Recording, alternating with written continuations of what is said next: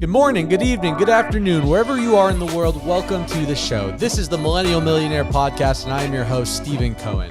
This podcast is focused on bringing some of the wisest minds from across the globe to discuss concepts, strategies, and ideals that will lead them to be top performers in their respective industries and their lives. This show is for the millennials and millennials at heart to transcend their mindset, their health, and their income to the next level. We are so excited to have you on this journey with us. Welcome to the show. Yo, welcome back to the show, Millennial Millionaires. Hope everyone's having a savage start to June and the summer. As always, your host, Stephen Cohen, here with another dope guest we have Michael Sheedy. Michael is one of the top online fitness coaches in the space. He's personally trained over thousands of people over the last decade of his career. He specializes in personal training high-level entrepreneurs and business owners to take their health and fitness to the next level. He's a Vegas local and just a super dope dude. Awesome, man. Yeah. Thanks for coming on the show. Yeah, thanks for the intro, brother. Appreciate it. Yeah, man. You're a stud. So I've known about you for a little bit through some mutual friends, but we first met, like 2 or 3 months ago now at a networking event, and you were one of the speakers, so was I. Yep. Tell me about your journey, dude. What's your story? Where'd you come from? How'd you get here? And then we'll hop into it. Yeah, for sure, man. So born and raised in Las Vegas, been here my whole life and absolutely love the city. It's presented me, a lot of opportunities that Can't beat Vegas, dude. That I wouldn't have otherwise, being on podcasts, with Brad Lee and Ryan Pineda, who live in Las Vegas. That wouldn't have happened if I lived, in a small city. So love Las Vegas. I have had a passion for fitness, since I was 17 years old. Decided I got fired from a job. I'll give you the quick overview and then we could dive into anything you want. Got fired from a job and then I was like, you know what? I want to start personal training. Made like $8 a session for my first personal training job, which at the time I was like, okay, it's better than nothing because I wasn't working. But then I was like, yo, I actually really enjoy helping people. Like I enjoy the process of seeing somebody make progressions in their health and fitness and how it impacts the rest of their life. And then I realized like, oh wait, you can make this into a legit career and make money. And I always looked up to like, there was fitness influencers at the time, the big ones like Steve Cook. And I'm like, my goal is just to work out for a living. So whatever I have to do that, that's what I'm going to do. Personal training was my vehicle. So started to do that, competed in like 12 competitions, bodybuilding competitions, maintained a pretty crazy physique over the last, 10 years. And went from personal training at Gold's Gym for $8 a session to running a multiple 6-figure personal training business here in Las Vegas, being recognized as one of the most, successful personal trainers and top personal trainers. And then from there, the next level for me was to bring my business online and help people, all across the country and world with, fitness and coaching. I love that, dude. Yeah. Let's talk about your transition because, there's probably a handful of personal trainers listening to this right now. And before you got on the pod, we were kind of talking about your evolution, your transition. Yeah. Talk to me about what did it take to go from being a personal trainer where you were trading time for money every single day and limited on the amount of time and money you can make because there's only one of you. Right. You can't see, 100 people in an hour, right? You're limited. To making a decision to really scale your business, create leverage, and get to where you are right now. Yeah, I think that word that you just used, leverage, is the most important. And the thing that we all have to leverage if we want to have actual freedom is our time, right? And different vehicles are going to help you to leverage your time in a different way. For me, personal training, I completely maxed out. I mean, I was in the gym for 50, 60 sessions, a week, 55 sessions. I could tell, dude. Yeah. You're ripped. Thank you, bro. But I lived in the gym and as much as I loved it, I realized I'm like, man, like I'm maxed out and I'm still not where I want to be financially. My life doesn't look the way I want it to look. So I knew that I had to figure out a different vehicle in the fitness space to be able to get to the next level that I wanted to get to. And that's when I started seeking out, information on how I could do that, how other people were doing it. And, I hired a mentor, paid for education. I found somebody else who was already doing it at a high level. And I basically, got the blueprint from them and then was like, hey, okay, this is awesome. I can work from Miami. I can work from Tulum. Like I'm running coaching calls, in other cities and still doing what I love to do. And making more with my time because I'm not just limited in what I can do in 1 hour with somebody. I'm now talking to, multiple clients, at a time. So I love that, dude. And I feel like you've done it with personal training, but I feel like most people that are stuck in maybe a 9 to 5, or they're stuck in a career where maybe they love to do it, maybe they don't love to do it, but they are capped based on whatever that sphere of that ceiling is in whatever industry. Right. So what was it for you? Were you always ambitious? Did you always know that you wanted to make a lot of money and have that flexibility, like you talked about, being able to work around the world? Yeah. Or was it something that shifted in you, or something that happened that made you have that realization that you wanted more? No, I mean, I've always been highly ambitious, ultra ambitious. Like, I love luxury things. I've always loved watches. Like, I just got my first Rolex, in January, and that was like a massive milestone for me and something I was really excited about. I've always been attracted to nice cars. So that's always been on my mind as far as like material items in regards to goals of mine that the personal training vehicle wasn't allowing me to accomplish, with the expenses that I had. But then I think to get a little bit deeper, I got deeper on my purpose. Like, who is it that I want to be, and what is it that I want to be, and what is it going to take to get there? And it took for me getting more disciplined to be able to start getting to that next level so that I can actually realize what my purpose was and be at my fullest potential. And that was kind of a turning point for me, I think, back in like 2021. Talk to me about mentorship and how important that's been, because I feel like a lot of people may be in a similar position where you were, where I was before I got into my space, where they know they want more out of life, right. And that's part of the reason why I want to create this show, is to like inspire people that, hey, you don't have to be stuck in something you don't love. Right. You don't have to work a job that you're not valued. You don't have to conform to what society tells you your worth is in the marketplace. If you're willing to be resourceful, if you're willing to go out there and put yourself into the fire. Yep. So what was that process from finding a mentor, and what advice would you have people that were maybe in that same situation? Yeah, I mean, honestly, I've always had mentors though. I've always believed in coaching. I grew up in sports. I grew up racing dirt bikes. I grew up competitive skateboarding. I competed in that. I've always competed, and I've always had coaches. So I think naturally the progression for me was having someone to give me a blueprint to get to the next level. So when I was personal training, I had somebody that helped me to understand the personal training game and get to the next level. You're going to outgrow certain spaces if your mind is wanting more things. So I outgrew that personal training space, and then I was looking around, right? The opportunities will only present themselves to you if you're looking for it. So if you haven't yet stretched your mind to the point to where you want more for yourself, nobody's going to come to you and say, hey, do you want help doing this? Well, you don't even know if you want help doing that.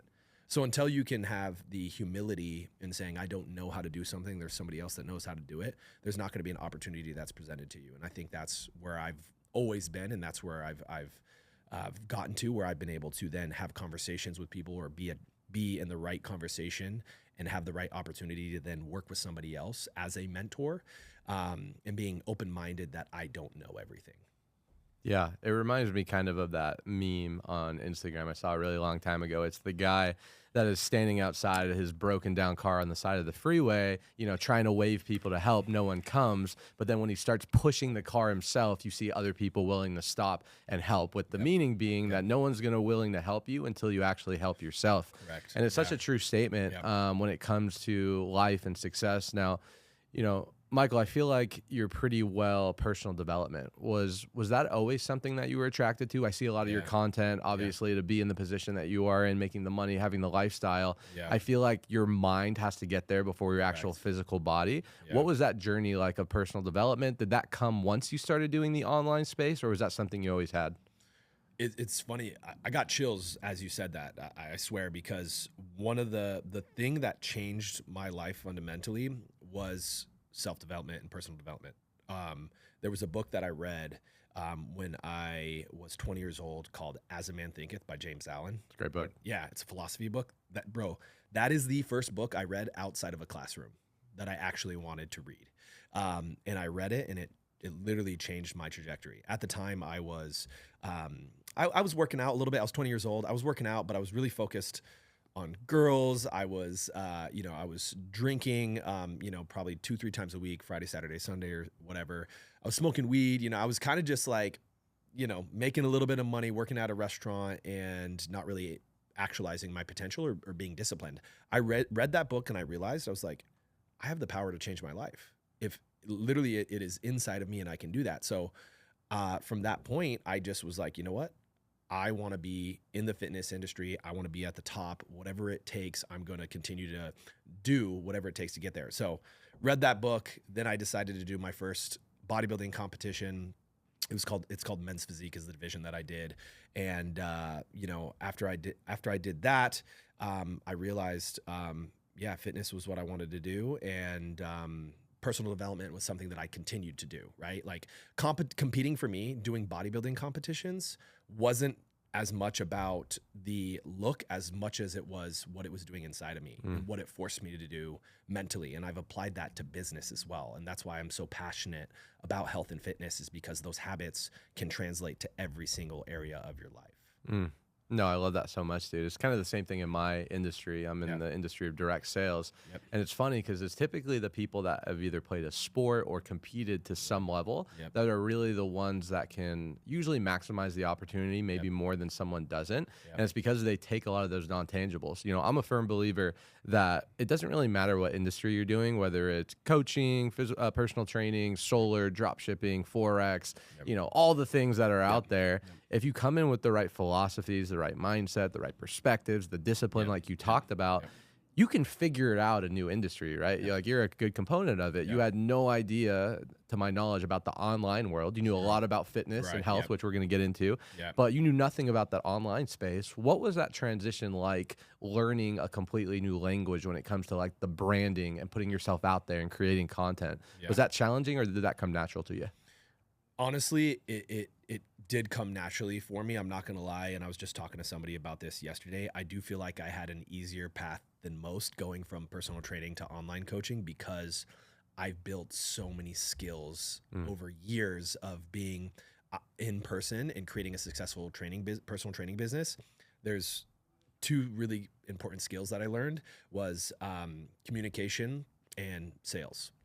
And, with those two skills, you can do just about anything. And I really focused on building my brand before I went online. So going online, I just, learned the principles of what it took to attract your, ideal client, and how to provide a service that was valuable to them, and just replicated that and did it quickly. But I think that the biggest thing that I did was just execute. I didn't overcomplicate things. I didn't sit there and try to analyze it. I just said, okay, I'm going to do, and it's either going to work or it's not. And if it doesn't, we're going to try something else. But what I did worked. Yeah, I love that. And I think what you just said there is so golden, but it's such a simple philosophy. It's listen to people that have the results you want. I call it a teachability index, right? Be open to learn and be open to change. You wouldn't believe how many people, whether it's in my industry, I'm sure yours as well, they come to you, they're like, hey, I want to make 10 grand a month, or I want to make 50 grand a month, or I want to, get abs or get a six pack. And then you tell them specifically what they should be doing, yet they just don't listen and they don't actually apply. Why do you think that is, Mike? Do you think people just don't have the level of desire to change their life? With you working with thousands of people in the physical realm and now on the business side of things, why do you think so many people, similar to me, they get excited about an opportunity, but to your point, they don't execute, follow through, maybe like someone like yourself? I think there's two different reasons for two different spaces. For making money in business, it's limiting beliefs that holds people back. They don't either believe that they can make as much as they want to make, they don't think it's possible, or they don't think they deserve it. So belief systems are what hold people back from making more money. But if you just are around people that are doing it, that will typically help to stretch your belief systems. And that's what's happened to me. As far as fitness goes, I think that's more of people who have a plan or know a plan but don't execute on it. They simply don't have the discipline. And I think that boils down to not believing that the habits that they have are going to translate to results. And That's unfortunate. You know, I don't, the only solution to that is to actually do. I think a lot of people wait for motivation instead of just taking action, when it's the other way around. Your action actually creates momentum, and that's what people are waiting for. No, I love that, dude. I know you're a big guy when it comes to habits, and we're going to dig into that. I'm curious, though, you kind of being on both sides, starting in the physical realm of things and now more on the mental side, but obviously still playing in both. Where do you think the correlation is between mental health and physical health? I think it's probably the biggest correlation you can make. You know, there's conclusive studies of cognitive function, mental clarity, you know, decreased anxiety, decreased depression when it comes to your physical activity, when it comes to the nutrition you're putting in your body. So I think, again, it boils down to a little bit of entitlement. People think that they're entitled to feel a certain way and they don't have to work to feel a certain way. So when you tell somebody, hey, if you just start going for a walk every day, or you start exercising for, 30 minutes, 4 times a week, and clean up your diet, you're actually going to reduce your anxiety and you're going to feel a lot better. Their lack of responsibility is why they feel the way they feel. No, I love that.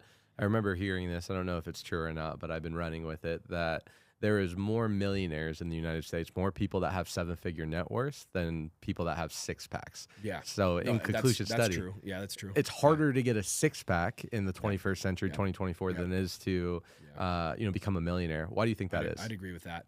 I think food is used as a drug. It's used as, for escapism, and it's socially acceptable to eat like shit. You know, if you sit on your couch all day and don't do anything and you play video games, somebody might call you out for that. You know, they're gonna be like, dude, stop being lazy. Like, if you want to make money, do something. You'd be like, okay, cool, I'll do something. But if you're eating like shit and you look like, and you're fat and you're overweight, it's not socially acceptable to call somebody out for that. So people aren't doing that. So that's why I think it's both harder to get physically fit than it is to make money, but those same habits translate in both arenas, right? They're very translatable, from making money to, getting shredded. The same habits, which are simply discipline and perspective, is what helps you to get there. Yeah, no, 100%, dude. I remember early on in my career, whenever someone had money, maybe they had a Lambo, a Ferrari, they're riding private, whatever the case is, like, I'd look at them and I'd want to study them, model them, I'd look up to them. Now, as I've kind of grown a little bit in my life, and obviously money, I'm nowhere near I want to be. We were talking about this before you went on the show, but I don't just look at that one facet. I then look at how's their health, how's their energy, how's their relationship, like what's their relationship with their kids. I want to be a parent. I don't want to just be all this money and all this wealth with no health, energy, or relationships in order to share it with. Why do you think, or I guess let me rephrase the question, I agree with you in the fact that how you do one thing is how you do all things. And for me, once I had the discipline, the mindset, the consistency in business, it was a lot easier for me to have more control over my mind. When I say, hey, I'm going to go to the gym 5 days a week and do it, I'm going to actually do it. Where before, when I didn't have that level of belief and confidence, I wouldn't be able to. When I look at people who are successful monetarily, but maybe they're overweight, maybe they're unhealthy, maybe they can... they need assistance. Why do you think those skills don't translate over, and how can people avoid sacrificing their health on the journey of success?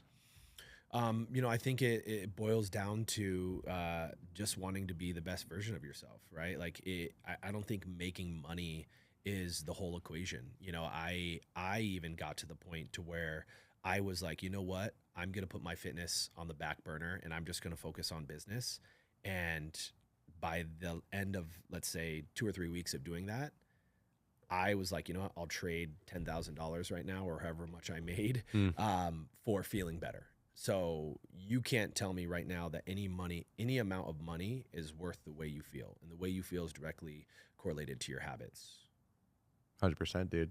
Yeah, I remember hearing this story that really opened my mind when it came to health. It was some billionaire that was on a yacht with 30 models, Instagram chicks, and he's living the best life. I think of Dan Bilzerian or someone like this on a private island, living the best life. He has multiple models, feeding grapes, but the billionaire has a sore throat. And it doesn't matter how pretty the girls are, how nice the water is, how nice the weather is outside, how much money. The only thing that he cared about in that moment was his sore throat. Every time he would swallow, he would feel the pain. That is how I look at health. You can have everything. You can have the cars, the girls, the lifestyle, the influence, the power.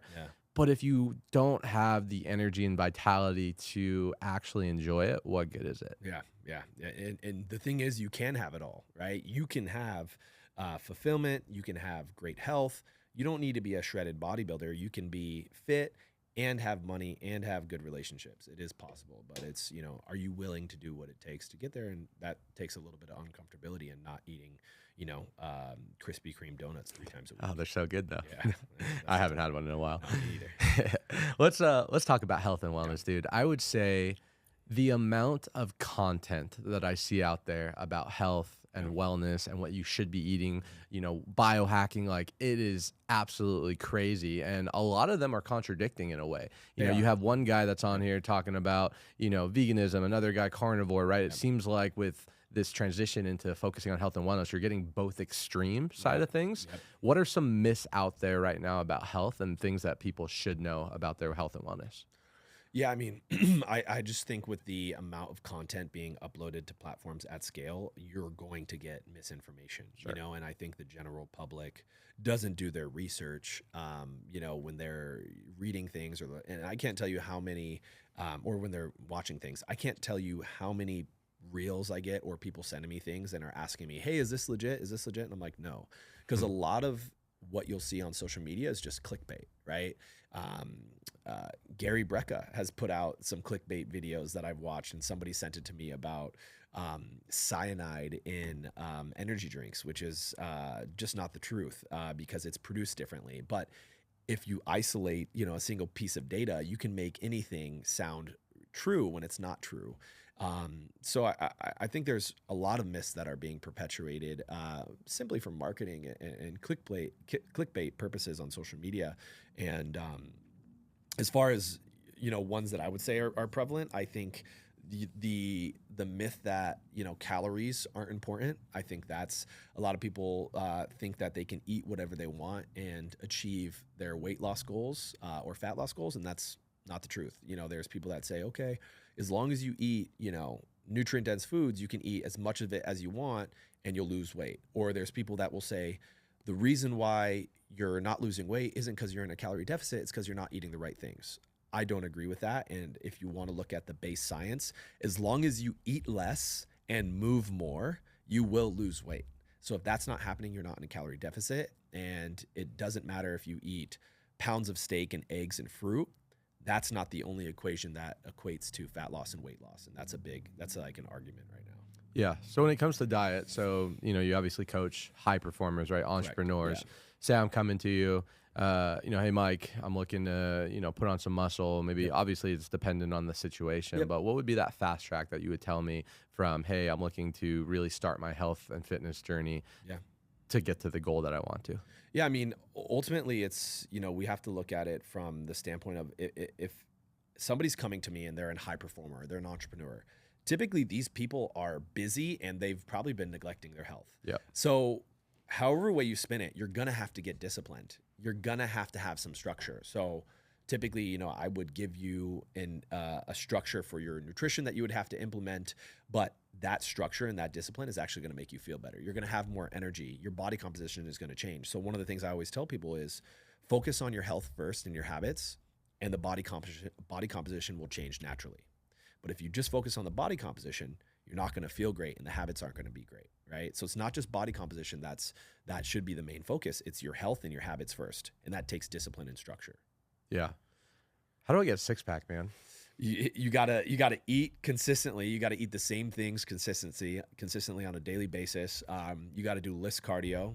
You gotta get your steps in, and you gotta do some resistance training 4 to 5 times a week. And that's the formula. That's the formula right there. Honestly, that's straight up. Get 10,000 steps a day. Do list cardio, which is low intensity steady state cardio, 5 to 7 days a week, 20 to 30 minutes, Stairmaster or treadmill, heart rate between 135 and 145. Do resistance training 4 to 5 days a week for 45 minutes to an hour max.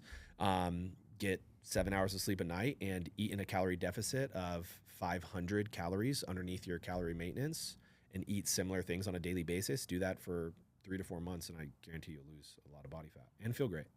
I love it, dude. Yeah. I love it. Yeah. I mean, with so much, like you said, there's so much information out there with health, right? And some of it's conflicting. Some kind of goes hand in hand. who are you supposed to be listening to when it comes to this stuff, right? Like if I'm someone that's looking to find my health journey, I'm trying to get in shape, I'm trying to get more fit or lose weight or just feel better, feel more energy. I feel like, in America with all this access to abundance and all this access to, clean water and all these things, we're still some of the most unhealthy people that we've been in generations. Yeah. Why is that? Where's the misinformation coming from? And who can people actually listen to get the right information? Yeah, I mean, unfortunately, the way our Western world is set up is, for health is for profit, right? So the more unhealthy you are, the more sick you are, the more that you eat fast food and consume all the foods in the inside aisles of the grocery stores instead of the outside, which is the, fresh foods, the more money big corporations make. And marketing is going to be targeted towards getting you to eat like shit, getting you to consume more entertainment than you do exercise, and then profit off of you by charging you for prescriptions and medical bills that will then treat the symptoms of the food that you're consuming. So big pharma, baby. Big pharma. And so our Western world is set up for you to be unhealthy, sick, uneducated, slow, and unmotivated. So to break out of that, you really have to, seek other ways to be able to, I would say, walk the unbeaten path. And that's been kind of like my mantra my whole life is like, if I see everybody doing one thing, I'm going to typically go the other direction or look another route. Like for me, that because everybody else is doing what they're told to do or doing what they feel like is right, or not getting uncomfortable. So yeah, it takes getting uncomfortable. And if you're looking for a secret, the secret is discipline. The secret is delaying gratification. It's not eating out all the time. It's eating from home. It's getting exercise in. It's eating whole foods. Shop on the outside of a grocery store. If that's all you did was shop on the outside of a grocery store, you would improve your health, because everything processed is found in the middle. And avoid fast food restaurants. Do those two things, then your health will skyrocket. But a lot of the misinformation is coming from, I would say, more of the big pharma conglomeration with our food system. But then you look at social media. I mean, the thing is, any diet is going to be better than no diet. So whether you do carnivore or keto or you do a vegan diet, it's going to be better than eating processed foods. But the best information that you can get is going to be hard to find, because you're going to see a lot of conflicting things. I mean, there's a couple podcasts. There's people that are legitimate, but even people that have MD next to their name or RD, those people can still spit out bullshit as well. So it's really tough to find really good information. And the only way to actually know that you're getting good information is to educate yourself. But a lot of people are too lazy to do that. Well said, dude. I agree 100%. When I started to go on my journey of entrepreneurship and self-development, I quickly realized that everything that I was taught from the age of 0 to 20 years old was a lie when it came to business. What you should be doing, you should be going to college, and nothing's wrong with college, right. But like everything, all this misinformation that I was told was to be a slave and to conform. And to your point, right? You want to be successful in life in any area, look at what 97% of people are doing and do the complete opposite. And when I started realizing that I was being lied to by the system or by the matrix, whatever you want to call it, I started to recondition my mind, and I saw, well, if they're misleading me about this business on how to make money and be happy and be fulfilled, what else are they misleading on? And then you start pulling down the rabbit hole of the food and, like you said, the medicine and just the whole kind of agenda of the system. And it really is created to keep people down and keep people unempowered. Yep. Yeah. Without a doubt. I agree. And I think that's also why I got so passionate about fitness, is because I knew it was the one of the things that you could control in your life is your habits, and that's directly related to your health, which is your fitness and your perspective. And if you can do those two things, you can break out of the system, start making more money and feel better, and not have to, pay a bunch of money in medical bills for shit you shouldn't have. 100%, man. What do you think the keys are to sustainability in fitness and health? Sustainability is something that I've really been meditating on recently, whether it's sustainability in my business, sustainability in my health, sustainability in my relationship, because anyone can crush it for a year, 2 years. Anyone can lose a lot of weight for 6 months. But how do you keep it off? How do you continue to elevate? How do you find that even kill where you're not just one of those success stories that go up and down, but you continue to progress and find that sustainability? Yeah, good question. I think it boils down to two things. One is finding a system that you feel works for you, right? Whether it's with your nutrition or your business, right? So that only can come from discipline and implementation. So we only know a system works and if we feel good doing it and it's giving us good feedback if we actually do. So you got to do. You can't sit there and analyze what's going to work if you're not doing it already. So sustainability comes finding in your fitness would be find a nutrition structure that you enjoy, that actually works, that's going to aid you in your health journey. Find a workout structure and program. You don't need to do a bodybuilding split. If you like CrossFit, do CrossFit. If you like boot camp classes, do that. Is there more effective methods? Yeah, but you can argue till you're blue in the face. As long as you're working out and you're eating healthy, you're going to be fine. Do what you feel works for you. And once you get the feedback that you actually feel good doing it, that's when you can do it long term. I've had people ask me, hey, so when does my diet end? Or when can I stop doing this? And then I ask them, well, how do you feel right now? And they tell me that they feel incredible. So then I ask them, well, why would you stop? 100%, man. Let's talk about biohacking a little bit. In the social media age, there's, again, similar to the health, there's a lot of different things, right? You have Gary Brecka. I just bought one of his $240 hydrogen water bottles. Does it work? I don't really know. I'm curious your opinion on it. You have, the Dave, I forget the guy's name, the Bulletproof Coffee guy, right? Like you have all these different figures. You have the cold plunge movement and the sauna. How much of that stuff is legit in your experience, and what are some easy things people can implement in their day-to-day life to get more energy, have more vitality, and find that rhythm for themselves? Yeah, I think the trends that are out there are not a bad thing because it's influencing people to do something. Do good things. Yeah, do something different. Now, are all of those modalities legit? No, they're not. Some of them, again, are for money-making purposes. If you really want to find out if something is legitimate, find out who it's funded by and where the money is going. And that'll tell you a lot of the answers. So typically, biohacking modalities or things that you can implement on a daily basis, do a Google search of it, find a PubMed article that actually talks about this modality and find out if there's actual conclusive studies that it's legit. Cryotherapy, bullshit. No conclusive studies that it's legit. Where did all the facilities go? They're gone. Right? But it was a craze, right? It was a craze when it came out. Cold plunges, there's some conflicting data on that, right? So I think that, of course, the companies who are making these cold plunge tubs and these devices are going to be putting out all the, marketing information, all the social media that they can.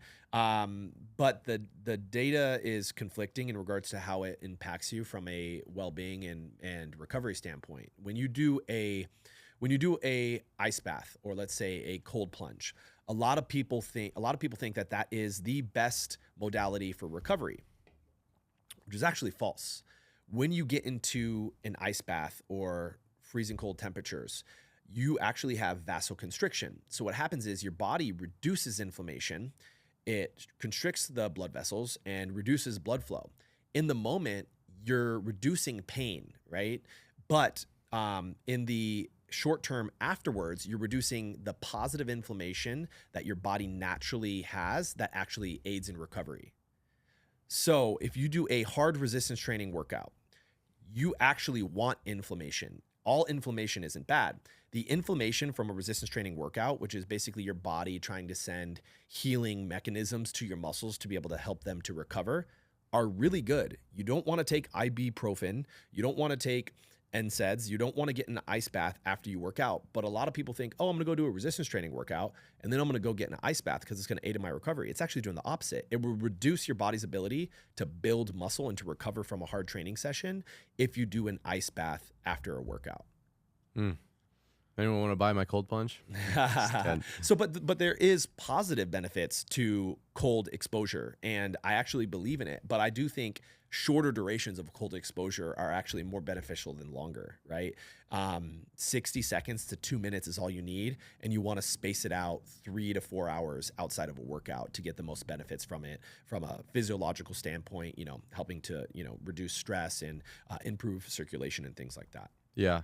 I'm a big sauna cold plunge guy. I kind of like the cold heat contrast. Yep. Maybe it's just mentally good for you, or maybe it's a short term thing. What's your concept with that level of recovery? You know, Yeah, I love enjoy it. the spas Yeah. as entrepreneurs and just really finding different ways to decompress and Yeah. allow the day to kind of melt off of you.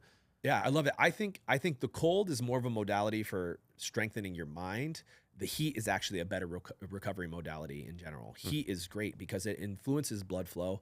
You're going to get a lot of the heat shock proteins, which then allow you to reduce stress and improve cardiovascular health.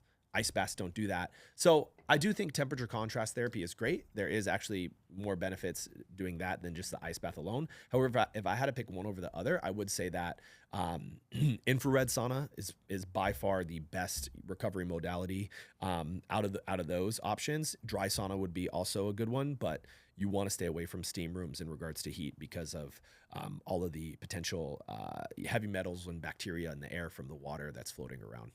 Love it. Coffee, caffeine, awful, amazing, great. What's your thoughts? Dude, you know what's funny? I'm actually doing a coffee and a caffeine detox right now. I think that it can be used as a good tool, and caffeine does have performance enhancing benefits, and it's actually coffee also has some antioxidant benefits as well. It's cardioprotective. That being said, you can also get to the point to where you're relying on it too much, and it also becomes a detriment to your health. So it can actually impact your gut health negatively if you're consuming too much coffee. There's something in coffee called polyphenols, which actually bind to nutrients and makes them less digestible. So you can actually reduce your mineral absorption from drinking coffee around meals. So I've had a coffee addiction for quite some time now, and on and off, I've gone kind of off of coffee, on coffee. Right now, I'm actually clearing out my system of caffeine and coffee in general to actually heal my gut. That's something that it will impact, like I said. So good and bad. I think it just depends how often you use it. If you're drinking, like for me, dude, before I was drinking probably 24 ounces of coffee a day. It's a good amount. Yeah, I love the taste of it, but I realized it was actually not something that was good for me, right? So something that's good can also be bad if you consume it too much. Have you heard of the new kind of trend of like dopamine fasting recently? Of course, yeah. What's your thoughts on dopamine and leveraging that? Because as entrepreneurs, I haven't done a crazy amount of study in dopamine, but obviously part of the reason we enjoy doing things as entrepreneurs, accomplishing, tasks, crossing them off is for those dopamine hits. Yep. But with cell phones and pornography and all the things that our generation has in front of us that we need to tackle, right? Again, is it using you or are you using it? I feel like most people are dopamine vampires. Yeah. And Yeah.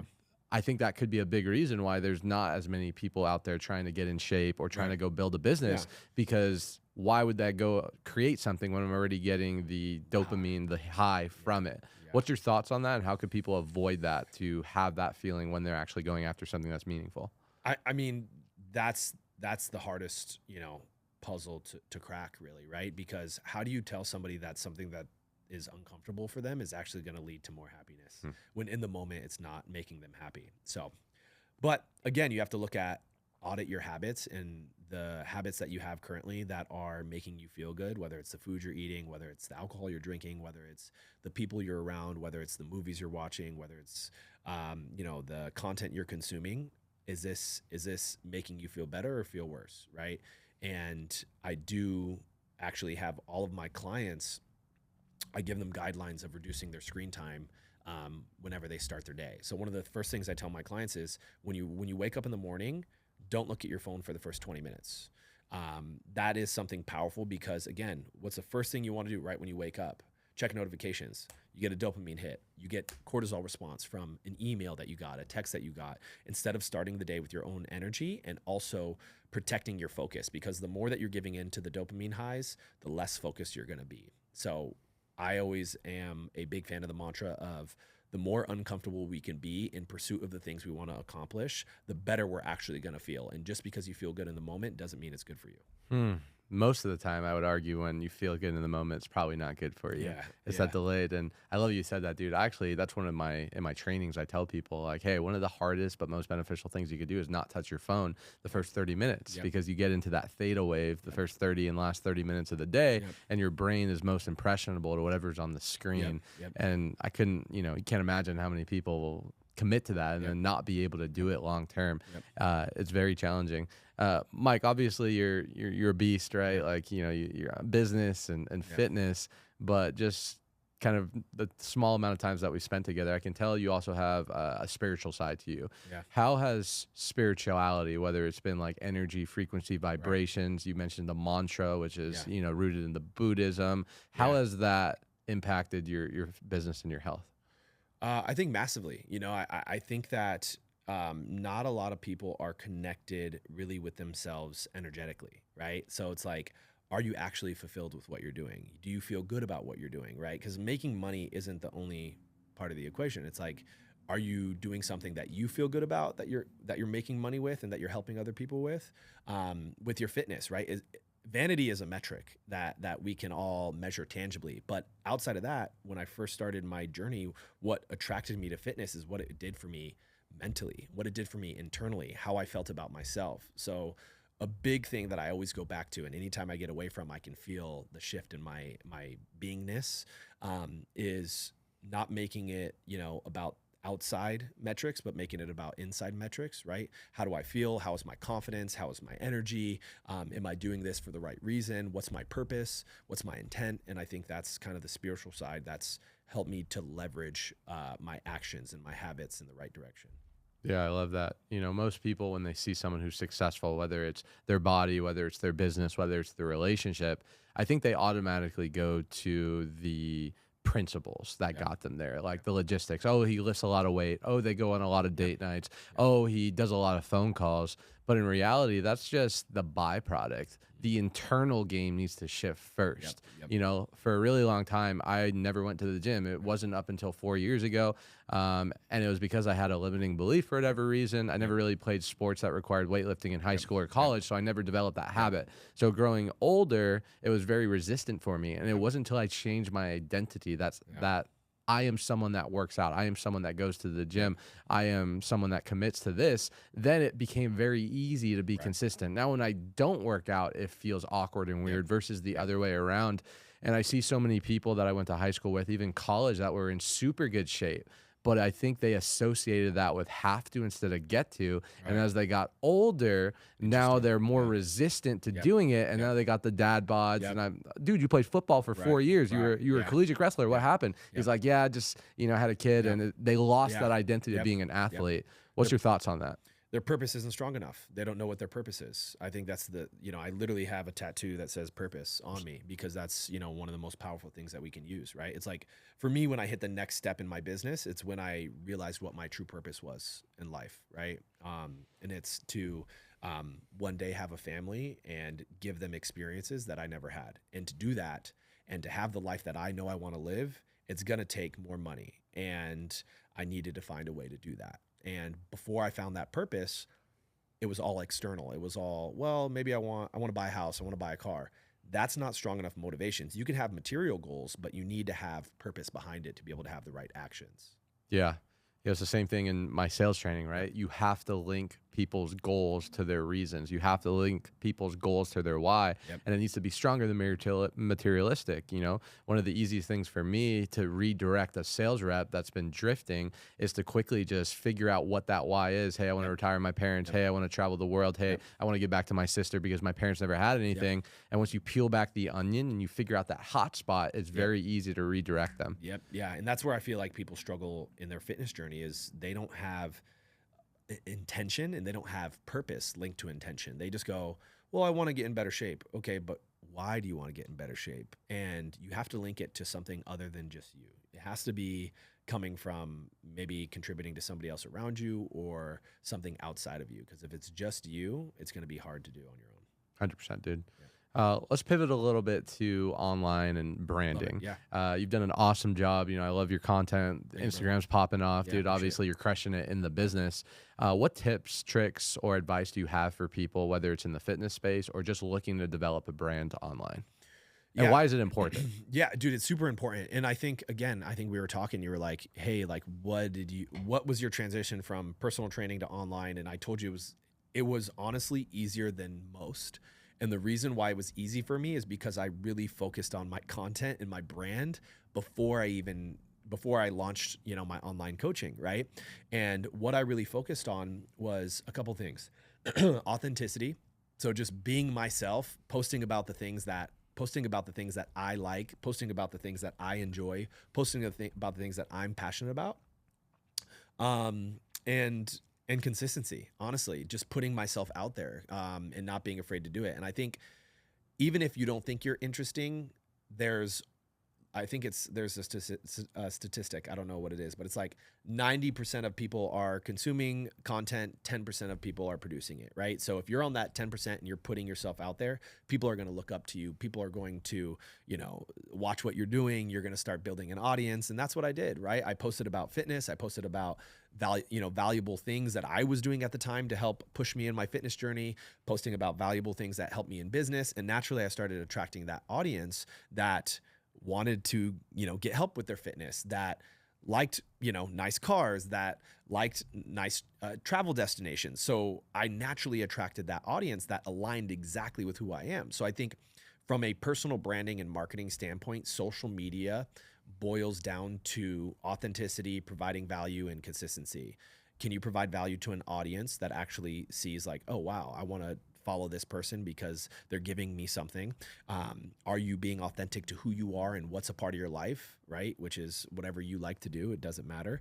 And then are you doing that often enough where people can see your face? Because you can have an incredible product. You can have an incredible business. You could be the most intelligent person in the world. But if you never put yourself out there and you never actually get yourself to the masses, no one's ever going to know who you are. Yeah. People don't care what you know until they know that you care, dude. Yeah. And the way they know you care is by giving them a window into your life, your real life, like creating that relationship. And it's interesting. I really like that statistics. The first time I heard that. So 90% of people consume, 10% of people produce. It's interesting because I would say even myself and a lot of people probably in the same shoes, when I was starting to create content online, my mind was like, oh, I'm way too behind the curve. Oh, it's way too saturated, right? Maybe you had that belief, in the fitness coaching, oh, there's way too many people doing this. But in reality, that's actually just a limiting belief because it's not true, right? The majority of people are scroll, right? Numbed in their unconscious mind, just going through life, consuming. So if you can kind of break that paradigm and produce content, one, it's going to do a lot of things. One, it's going to put you out there. And I believe, law of reciprocation is real. The more you put out, the more you're going to get back, right? That's number one. But two, similar to public speaking, and why the reason that I ran towards it the last decade is because I know that by doing that, I'm going to become more confident. My self-image is going to increase because if I'm willing to do something that other people aren't willing to do, I'm willing to also receive things that other people aren't willing to receive. Love that, dude. Love that. That's powerful. So it's good stuff. Tell me a little bit about how important it is to invest in yourself. Before camera, we were talking about a mutual, friend of ours that, you put an investment into in the 5 figures. How has investing in yourself impacted your life? And why do you think people don't do enough of it? The biggest needle mover in my life, whether it was in my fitness journey, competing in 12 competitions, or whether it's now been in business where I've been able to scale up, my current company, my online fitness coaching, the number one thing has been to invest into mentorship or invest into education or invest into coaching. When I was bodybuilding, I had a coach that I invested into. Immediately when I invested into my first coach, my body composition changed dramatically. Well, why is that? That person's an expert. They've already done what I've wanted to do, and they gave me a blueprint, and I had skin in the game, right? So over the last year and a half, I've taken that even more seriously when it came to my business, and it's been the first time that I really went all in on, a financial investment into getting help to do what I want to do, whether it was masterminds or mentorship or coaching. And that alone has paid massive dividends, and the ROI has been exponential, way past what I already invested. Yeah. And I think I like what you said there, right? People don't value things that they don't pay for. If you have no skin in the game, you know, I've given my family and cousins and old friends from high school dozens of books. Here's Think and Grow Rich. Yeah. Here's How to Win Friends and Influence People. You know, here's Ask and It's Given, right? Read this. It'll change your life. It'll help you get out of your job. Month goes by, they don't even open it. And I'm like, what am I doing here? And it's true. It's because people aren't going to value something if they're not spending money on it, if they have no skin in the game. It's why we don't value our mind and our ability to create, because it was given to us from free from God or the universe, whatever you believe in. And I think something magical happens when you're willing to tell the marketplace or the universe, hey, I am willing to put my life force on the line, because that's really what money is, right? We're trading our life force for money. I'm willing to put my life force on the line in order to sacrifice now in order to go further later. And magic happens. Huge. Yeah, it's massive, man. I mean, that's been big for me. You know, it's been a really a big needle mover, is investing in myself. And as cliche as it sounds, I think that's, if you're not where you want to be and you are not investing in yourself currently, or you haven't already, that's something you need to do to, you know, move forward in any area. Yeah, 100%, man. What would you tell people if I'm listening right now and, you know, maybe I'm started a business, or maybe I started my health journey, whatever the case is, and people are saying they don't have enough time. Yeah, you know, I'm listening to Stephen and Michael right now. I really want to start this business, or, you know, I'm already working so much. I have a family, like, but I just don't have time. Where someone like you know, you're dialed in your fitness, you're dialed in your business, right? Like, I know the relationships that you hold close, that you value. I know you have a charity that we're going to talk about in a second, but what would you tell those people that are saying, I don't have time, or I don't have the ability to balance multiple different facets of my life? To improve their fitness? To improve their fitness, or to improve their business, really anything. Because I think most people are one-dimensional people, or they think. That was me for a really long time. I was the person that said, hey, I'll focus on my fitness when I am a decamillionaire and I can hire a private chef and I can do whatever I want whenever I want. And that was a limiting belief, because that was actually holding me back from achieving more in business. Now, adding that dimension to my life in terms of fitness has just implemented. So I think a lot of people out there think that they can only go all in on one thing, and it's hard for them to be super in shape, have a great relationship, and also have business. What would you tell those people? And you know, just to piggyback off of what you said, your energy, your life, your ability, your production improves when you focus on your habits and not just the outcome. If all you focus on is the results and the outcome and not the habits that it takes to get there, you will feel frustrated and hit a plateau. But if you focus first on the habits that it takes to get there, which is backed up by purpose and intention, you'll make it happen. You'll find a way to make it happen. And I've worked with clients that have 8 kids. I had one client that had 8 kids, and she was able to get in shape. So it's because it became important to her, right? So if it's important to you, you'll find a way. If it's not, you won't. No, I love that, dude. I'm going to double click a little bit. You said focus on the habits, right? I think everyone looks at the result. And in today's age with social media, everyone sees the Ferraris and the Lambos and the private jets and the Logan Pauls and, you know, the influencers and the TikTokers, and they see this lifestyle, but they don't see the person that they had to become in order to get there, which is the habits, is what you're talking about. Let's double click on that a little bit. What habits do you feel like you needed to change, or some of your clients that maybe were unempowered, maybe they didn't have the belief, but because of them habit stacking and focusing on certain things that are going to create that foundation, now they're able to actually receive that end result that they're looking for? Yeah, I mean, I'll focus on, you know, clients that I've worked with that I've seen be able to make that shift. So I've had clients go, well, I'm too tired to work out, so I get home from work and that's it. Well, the reason that they're tired is because they don't work out. Right. So again, I always tell my clients, your habits and your regimen for whether it's your health or your business, let's just focus on health. Your health, it should not take away, it should actually add. So by you focusing a little bit on getting more exercise and eating healthier, you're going to have more energy. You're going to be more productive. You're going to get more work done, right? Instead of the opposite of thinking it's taken away, it's going to help you. And it should be something you integrate into your life that actually improves your lifestyle and productivity instead of taking away. And the things that I've done to personally help myself, because I would say that fitness hasn't been something that the discipline with fitness isn't something I struggle with, you know, because I've been doing it for so long and it's just literally a part of my life at this point. But for me, when I hit the next step in business, it was just reducing attention in areas of my life that weren't actually helping me. That's a bar, dude. Yeah. That's a bar. Energy is such an interesting thing.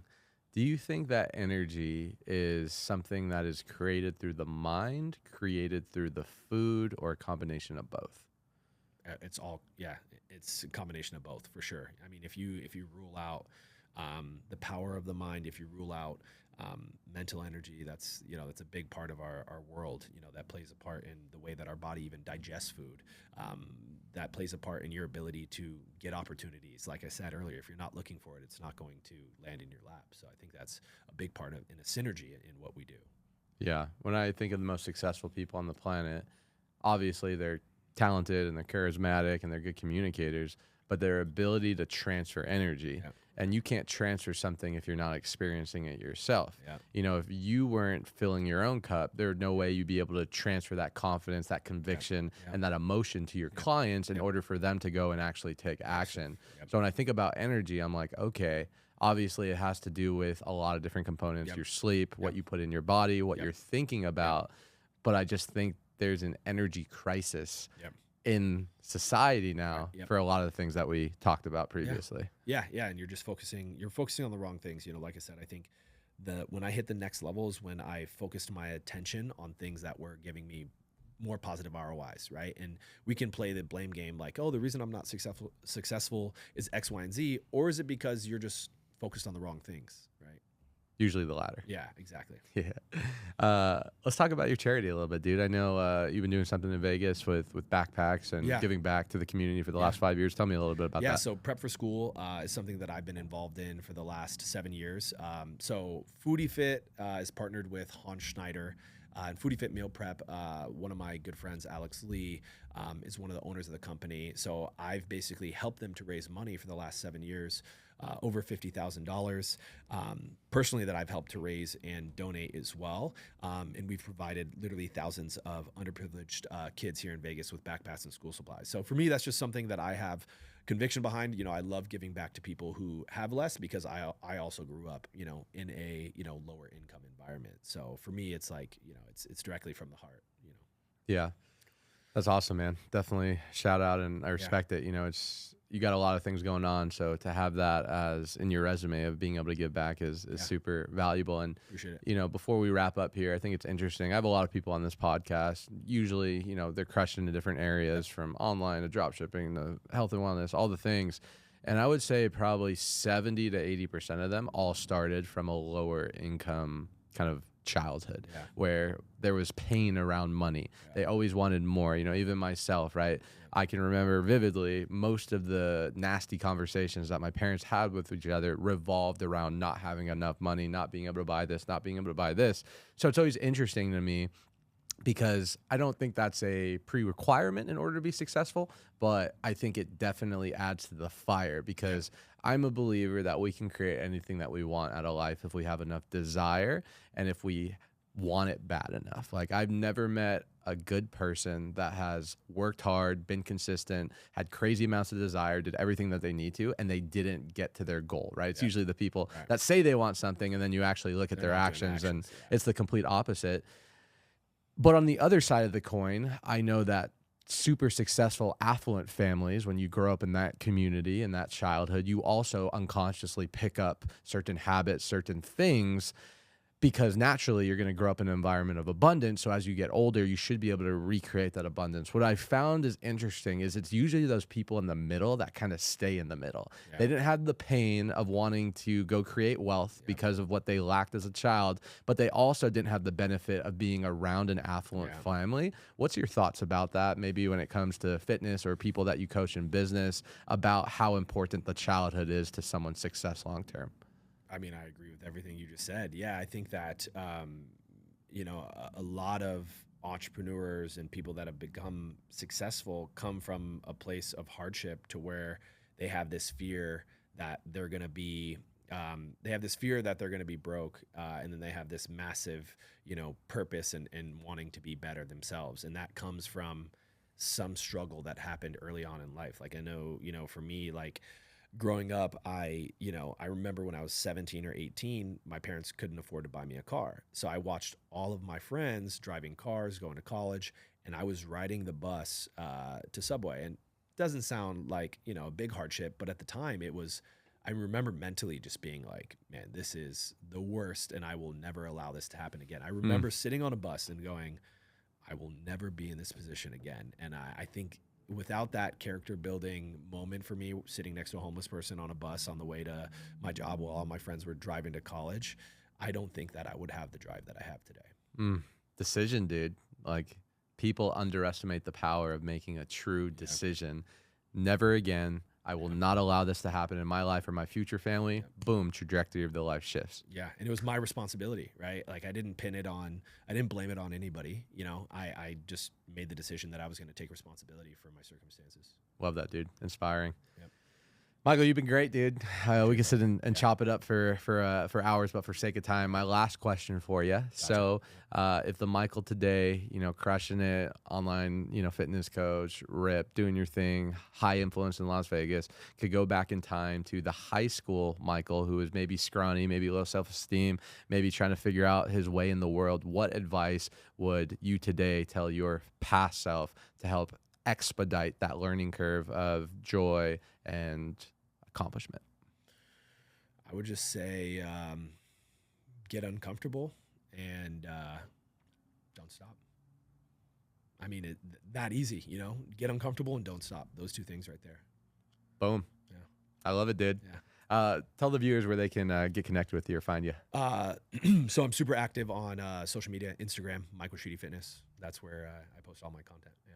Cool, dude. Yeah. Guys, definitely go check this guy out, especially if you're, you know, curious about a fitness journey or just want to get inspired with some content, health, wealth, all the things above. Michael's the man. Appreciate you guys tuning in. As always, definitely like, comment, and subscribe if you got value from the video. Tune in with Mike, and we'll see you guys on the next episode. Peace.